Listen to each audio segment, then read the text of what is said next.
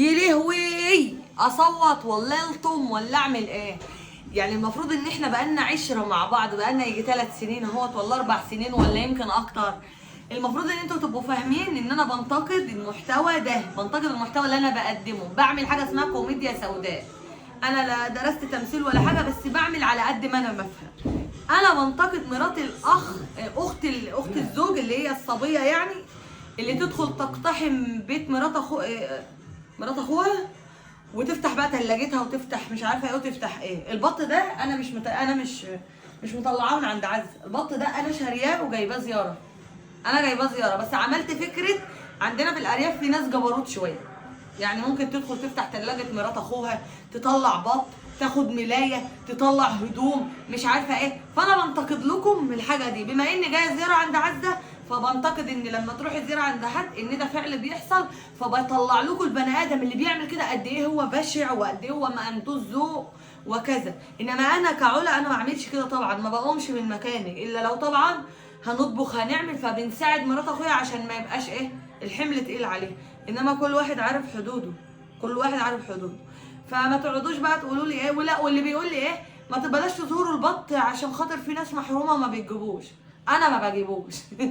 انا جايه زياره لاخويا فعايزه اجيب له حاجه، بقى تشرفه، حاجه برضو تنفع علشان احنا هنبقوا جايين وعشان ما يكلفش نفسه وكذا، فبجيب ده قرين بط.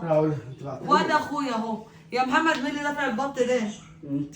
مين اللي جايبه؟ انت. رد عدل، ما تعملش كده قدام الناس. انت ومش طالع من الفريزر ولا اي حاجه يا جماعه. مين اللي جايبه؟ اقول اختي شاريالي الدكارين البط دول.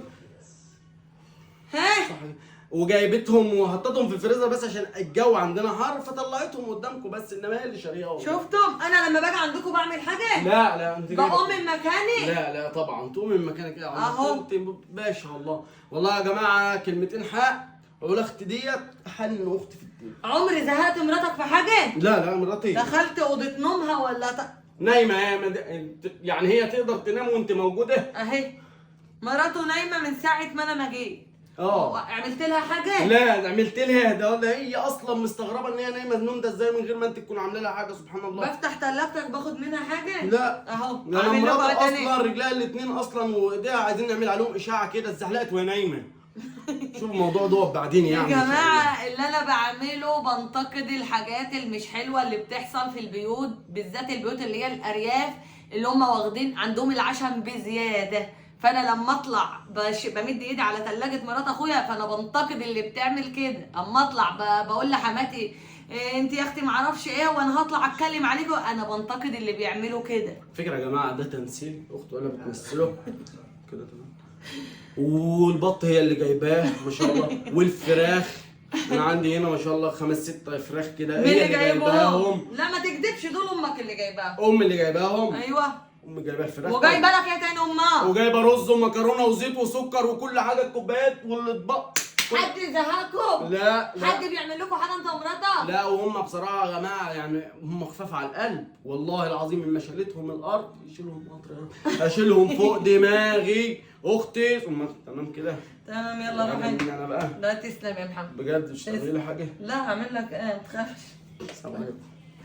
فخلاص نفهم بعض بقى لما انا اقدم لكم محتوى. يعني برضو قريت كومنت الواحده بتقول انا قبل ما اكمل الفيديو الاخر اتخنقت. انا زيك برضو لو بشوف واحده تفتح ثلاجه مرات اخوها وتمد ايدها وتاخد وتدي لنفسها الحق هتخنق انا كمان. فانا بنتقد الشخص اللي بيعمل كده، اللي يعرف بقى شخص بيعمل كده يمنشله في البيت. والله العظيم ده تمثيل، واللي انا كنت فيه ده تمثيل برضه. هي احنا بنمثل لا بجد. اهو احنا بنمثل الحياه الواقعيه اللي هو ممكن في واحده تدخل تعمل كده. اللي هو ايه اللي انت شايفاه ممكن انما لو بجد انا ماليش دعوه. انا اللي دخلني ده انا عايز التهزيق. فيا جماعه خلونا انت نعرف سايب نشتغل. البوتاجاز كله مفتح كده عيونه. تقصد ايه؟ لا ما اقصدش اي حاجه يا حبيبتي عشان الغاز ما يخنقكيش بس.